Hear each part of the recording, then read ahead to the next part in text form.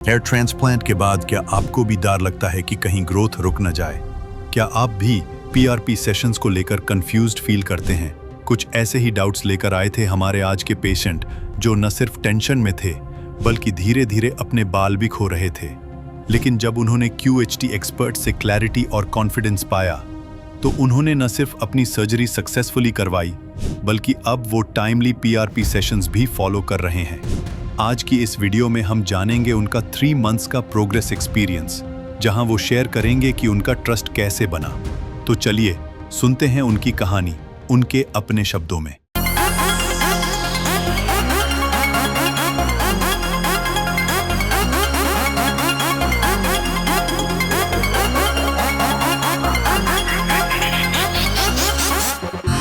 मेरा नाम विशाल बिश्नोई है। मेरी एज 28 ईयर्स है। मैं मुरादाबाद उत्तर प्रदेश से हूँ। मैंने 2 महीने पहले अपना ट्रांसप्लांट कराया था और आज मेरी सेकेंड PRP है। फर्स्ट डे मुझे स्लिट्स मेकिंग थी। सेकेंड डे मेरी सर्जरी थी। लगभग मेरी सर्जरी 7.5 से 8 घंटे चली थी। 2600 मुझे ग्राफ्ट्स लगे थे। यहाँ एकदम हाइजीन बहुत अच्छे से मेंटेन होता है। There is no pain. मेरी सर्जरी को 2 महीने हो गए हैं। अभी मेरा शेडिंग फेस चल रहा है और मैं एक्सपेक्ट करता हूँ कि रिजल्ट अच्छा ही आएगा। 2 महीने में तो कुछ नहीं होता है। लगभग 6 to 8 मंथ्स मिनिमम चाहिए होते हैं। आफ्टर डिस्चार्ज मुझे डॉक्टर्स ने प्रिकॉशंस बताए थे, जैसे मुझे डायरेक्ट सन में नहीं जाना है, मुझे एकदम स्ट्रेट सोना है, कलवट नहीं चेंज करनी है, हर 15 to 20 मिनट्स मुझे स्लाइन बैटर स्प्रे करना है, और डायरेक्ट डस्ट में नहीं जाना है। जहाँ भी जाना है लगभग कैप वेयर करके जाना है, सर्जिकल कैप होती है उसको।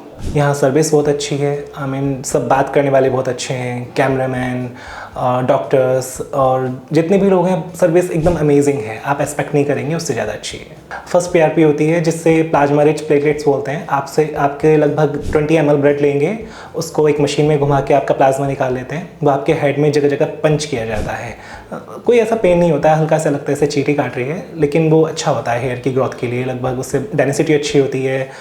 अपने इंडिया में बहुत सारी जगह लगभग सर्जरीज होती हैं, लेकिन मैं सोशल मीडिया पे देखता था रिजल्ट किसका इतना अच्छा आ रहा है, हेयरलाइन किसकी कितनी ज़्यादा अच्छी बन रही है। तो सारा कंक्लूजन यही निकला, मुझे QHT काफ़ी अच्छा लगा। मैं सोशल मीडिया इंस्टाग्राम के थ्रू यहाँ पे आया था हरिद्वार। इसमें मेरे 2600 ग्राफ्ट्स लगे हैं, जिसमें 650 ग्राफ्ट्स एक बार में, 650 ग्राफ्ट्स एक बार में, आई मीन बेस बाई लिए गए हैं, एक साथ नहीं लिए गए हैं। ये इससे इसकी सर्वाइवल रेशियो काफ़ी बढ़ जाता है।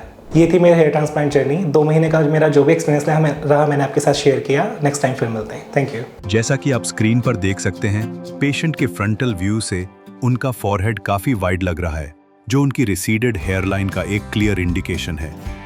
डाउनवर्ड एंगल से ऑब्जर्व करने पर यह भी दिख रहा है कि फ्रंटल जोन ऑलमोस्ट बॉल्ड हो चुका है। लेकिन एक पॉजिटिव एस्पेक्ट यह है कि पेशेंट के मिड स्कैल्प और क्राउन रीजन में हेल्दी हेयर फॉलिकल्स अभी भी प्रेजेंट हैं। इन एग्जिस्टिंग फॉलिकल्स की प्रेजेंस से हेयर ट्रांसप्लांट के बाद नेचुरल डेंसिटी और वॉल्यूमिनस अपीयरेंस मिलने की स्ट्रॉन्ग पॉसिबिलिटी होती है। और सबसे अच्छी बात, पेशेंट का डोनर जोन भी डेंसली पॉपुलेटेड है और स्टेबल कंडीशन में है, जो एक सक्सेसफुल हेयर ट्रांसप्लांट के लिए एक हाईली फेवरेबल साइन होता है। इन सभी पैरामीटर्स को देखते हुए ये क्लियरली दिख रहा है कि पेशेंट हेयर ट्रांसप्लांट के लिए एक आइडियल कैंडिडेट है। So stay tuned till the end of the video. Initial analysis and detailed consultation. हमारे experts ने patient के facial features और baldness pattern को ध्यान में रखते हुए एक customized hairline design की। ये hairline glabella point से precise measurements लेकर इस तरह डिज़ाइन की गई कि symmetry और natural appearance perfectly maintain हो सके। इसके साथ साथ affected frontal area को भी accurately outline किया गया, ताकि सर्जरी के दौरान रिसिपिएंट एरिया क्लियरली डिफाइंड रहे। ये पूरा प्री सर्जिकल मैपिंग प्रोसेस हमारी सर्जिकल टीम को एक क्लियर ब्लूप्रिंट प्रोवाइड करता है, जिससे इम्प्लांटेशन हाईली एक्यूरेट और एस्थेटिकली बैलेंस तरीके से परफॉर्म हो सके।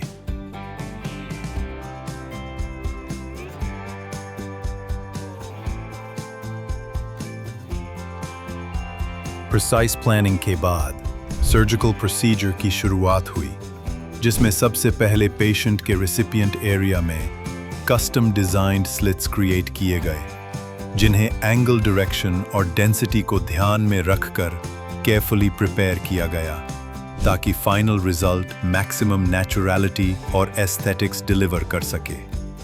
हेयर लाइन जोन में सिंगल और थिन हेयर फॉलिकल्स का इम्प्लांटेशन किया गया, ताकि सॉफ्ट फेदर्ड लुक अचीव हो।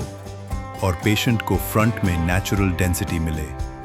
फ्रंटल एरिया में डेंसिटी एनहांस करने के लिए डबल और ट्रिपल फॉलिक्यूलर यूनिट्स का इम्प्लांटेशन किया गया। इम्प्लांटेशन के लिए हमारे एक्सपर्ट्स ने सावा इम्प्लांटर का यूज़ किया, जिसका ग्लाइडिंग होल सिर्फ 0.7 मिलीमीटर का होता है और ये एक ग्लोबली ट्रस्टेड डिवाइस है जो हाई प्रिसिजन और मिनिमल ट्रॉमा इम्प्लांटेशन के लिए जाना जाता है। इस पूरे केस में टोटल 2000 सठोंडे ग्राफ्ट्स इम्प्लांट किए गए, जो पेशेंट के सेफ डोनर जोन से एक्सट्रैक्ट किए गए थे। एक्सट्रैक्शन के लिए हमारे सर्जन्स ने 0.75 मिलीमीटर पंच टूल का यूज़ किया, जिससे डोनर एरिया में मिनिमल स्कारिंग होती है और हीलिंग एक्सेप्शनली फास्ट होती है। चलिए अब पेशेंट से जानते हैं उनके इस सर्जिकल प्रोसीजर का एक्सपीरियंस क्या, उन्हें इसमें कोई डिस्कम्फर्ट फील हुआ या फिर उनकी सर्जरी एकदम स्मूथ रही।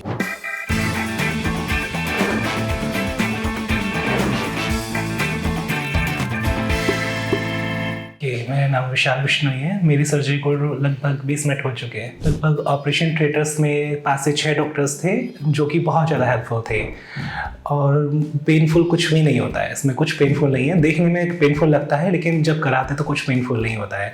रिफ्रेशमेंट के लिए अच्छा टाइम देते हैं ओटी में। आपको वॉशरूम जाना है तो बहुत ज़्यादा आराम से आपको ले जाते हैं, कोई दिक्कत वाली बात नहीं होती है। मैं कहता हूँ आपको भी ये कराना चाहिए। बिफोर सर्जरी मुझे बहुत डर लगता था, माइंड में कुछ प्रॉब्लम तो नहीं होगी, पेन कितना होगा, ये कुछ माइंड का गेम तो नहीं है। लेकिन माइंड की 7 लेयर्स में से सिर्फ ये 2 लेयर पे काम करता है, इसमें कोई पेन नहीं होता है। लगभग मुझे 2600 ग्राफ्ट्स लगे हैं, जिनका result I think amazing he होना चाहिए और इसमें 5 से 6 घंटे मुझे लगे हैं टोटल ऑल ओवर मिला के। After surgery and before surgery दोनों टाइम प्रिकॉशंस दी जाती हैं। आपको सीधे सोना होता है, कलवट से नहीं सोना होता है। एक एल्कलाइन वाटर होता है जिसको आपको हर घंटे स्प्रे करना पड़ता है, जिससे हाइड्रेट रहे सर। और अपना ना तो आपको सिर खुजाना है, ना किसी कलवट सोना है, ओनली स्ट्रेट सोना है। आपको हमेशा कैप पहननी है, डायरेक्ट सन में नहीं जाना है। हमेशा कैप भी लगभग 10 से 12 दिन पहननी है। रूम के अंदर अगर आप हैं तो आपको कैप पहनने की कोई ज़रूरत नहीं है। ये थी मेरी 2 दिन 3 दिन की ट्रांसप्लांट की जर्नी। आगे जो भी मेरा एक्सपीरियंस होंगे मैं आपको शेयर करता रहूँगा। नेक्स्ट मंथ जब मैं PRP पर आऊँगा उसके जो रिजल्ट होंगे मैं आपको ज़रूर शेयर करूँगा। तब तक आप जुड़े रहिए मेरी वीडियो से। Thank you. QST।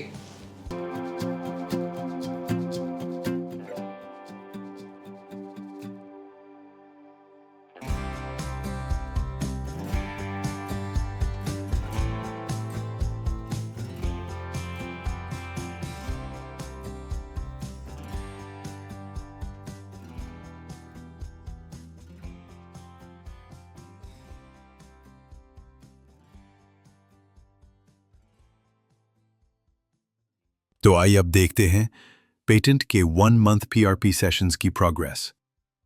1 मंथ बाद जब हमारे पेशेंट पहली बार अपनी PRP सेशंस के लिए क्लिनिक आए तो हमारे एक्सपर्ट्स ने ऑब्जर्व किया कि उनकी स्कैल्प पर ट्रांसप्लांटेड हेयर्स का करीब 70% शेडिंग हो चुका था।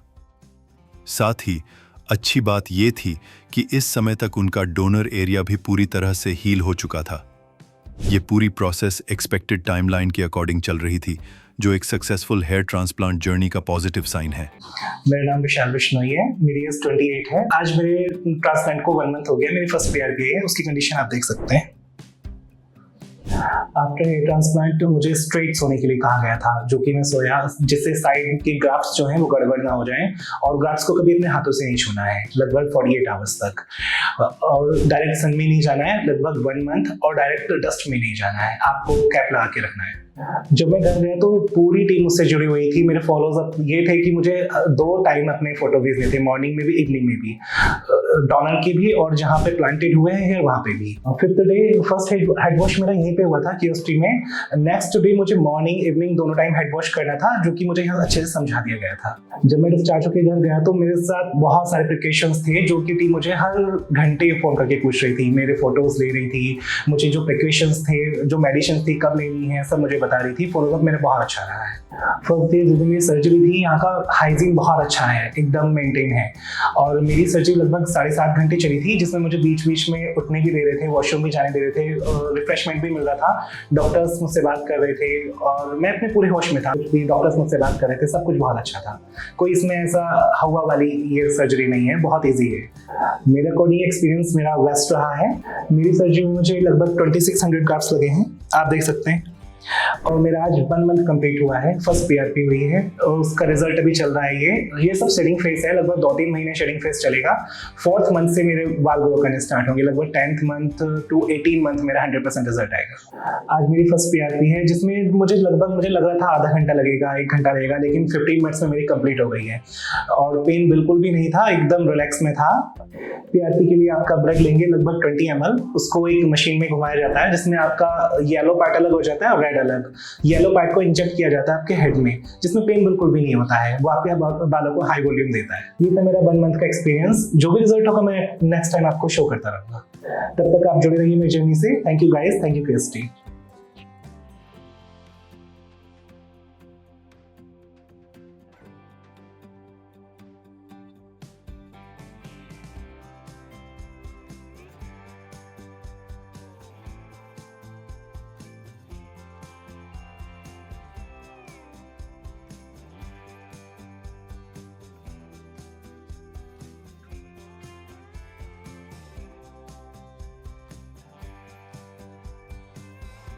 For months, me patient के transplanted area, this almost follicles shed हो चुके हैं।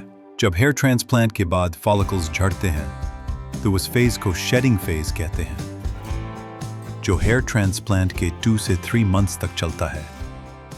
इस visit पर patient ने अपनी first PRP therapy भी ली है, जो follicles को stimulate करती है और scalp को essential nutrients provide करती है, जिससे recovery smoothly होती है। इस पीरियड में पेशेंट का डोनर एरिया भी हील हो चुका है और वहां नेटिव फॉलिकल्स अच्छे से ग्रो कर रहे हैं।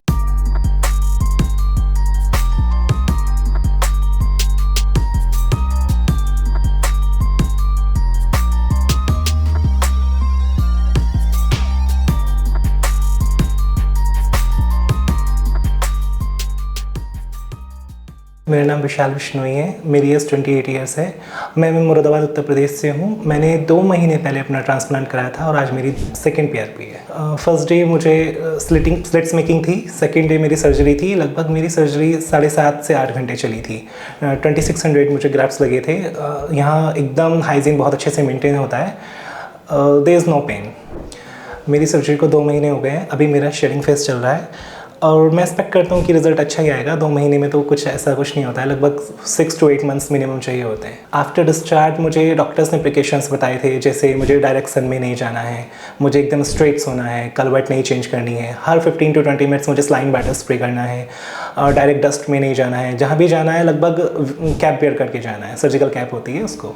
यहाँ सर्विस बहुत अच्छी है, आई मीन सब बात करने वाले बहुत अच्छे हैं, कैमरामैन, डॉक्टर्स और जितने भी लोग हैं, सर्विस एकदम अमेजिंग है, आप एक्सपेक्ट नहीं करेंगे उससे ज़्यादा अच्छी है। फर्स्ट पीआरपी होती है जिससे प्लाज्मा रिच प्लेटलेट्स बोलते हैं। आपके लगभग 20 ml ब्लड लेंगे, उसको एक मशीन में घुमा के आपका प्लाज्मा निकाल लेते हैं, वो आपके हेड में जगह जगह पंच किया जाता है। कोई ऐसा पेन नहीं होता है, हल्का सा लगता है जैसे चींटी काट रही है, लेकिन वो अच्छा होता है हेयर की ग्रोथ के लिए। लगभग उससे डेंसिटी अच्छी होती है। अपने इंडिया में बहुत सारी जगह लगभग सर्जरीज होती हैं, लेकिन मैं सोशल मीडिया पे देखता था रिजल्ट किसका इतना अच्छा आ रहा है, हेयरलाइन किसकी कितनी ज़्यादा अच्छी बन रही है। तो सारा कंक्लूजन यही निकला, मुझे क्यूएसटी काफ़ी अच्छा लगा। मैं सोशल मीडिया इंस्टाग्राम के थ्रू यहाँ पे आया था हरिद्वार। इसमें मेरे 2600 ग्राफ्ट्स लगे हैं, जिसमें 650 ग्राफ्ट्स एक बार में, 650 ग्राफ्ट्स एक बार में, आई मीन बेस बाई लिए गए हैं, एक साथ नहीं लिए गए हैं। ये इससे इसकी सर्वाइवल रेशियो काफ़ी बढ़ जाता है। ये थी मेरी हेयर ट्रांसप्लांट जर्नी। 2 महीने का मेरा जो भी एक्सपीरियंस रहा मैंने आपके साथ शेयर किया। नेक्स्ट टाइम फिर मिलते हैं। Thank you.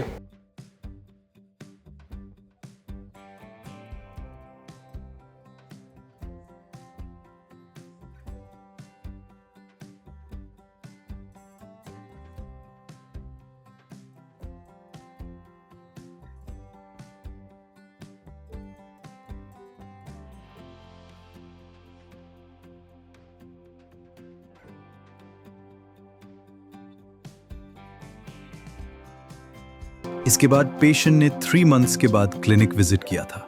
चलिए अब जानते हैं कि इन 3 मंथ्स में पेशेंट का एक्सपीरियंस कैसा रहा। 3 मंथ्स में शेडिंग फेज कंप्लीट हो चुका है। इस स्टेज पर जो ग्रोथ नजर आ रही है वो अभी थिन और डेलिकेट है, जो कंप्लीटली नॉर्मल है। अगले कुछ महीनों में ये नए बाल धीरे धीरे थिक, डेंस और मैच्योर अपीयरेंस लेना शुरू करेंगे।